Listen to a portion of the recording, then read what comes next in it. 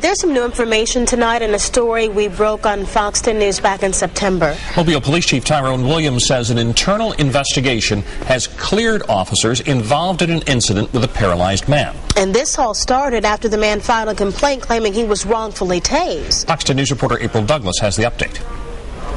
Back in September, Ronnie Williams showed us marks a police taser left on his back. Williams says Mobile police tased him after he wouldn't get out of his car.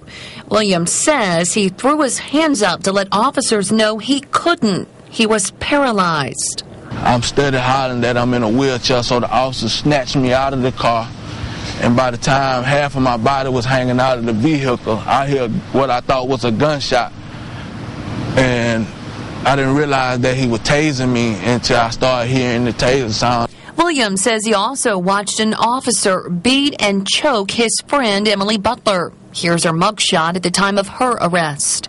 Police Chief Tyrone Williams tells a much different story. Chief Williams says an internal affairs investigation shows Williams didn't let officers know he was paralyzed until after they tased him.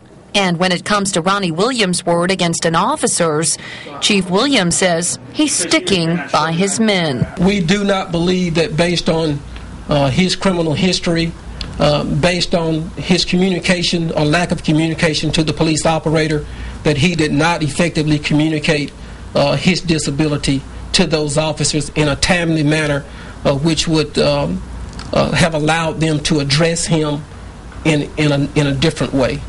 As for Butler, Chief Williams says she and an officer did get into a fight and that they choked each other. Chief Williams says Butler appeared to have superhuman strength and told officers Ronnie Williams gave her crack cocaine along with a mysterious white pill. During the physical confrontation, Ms. Butler was tased several times, and the 50,000 volts from the taser had no effect upon her. She actually pulled the probes from her body.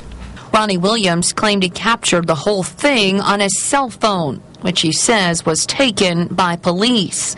Chief Williams says all three of Ronnie Williams' phones were left in his car and none had any video of the incident on them. In Mobile, April Douglas, Fox 10 News.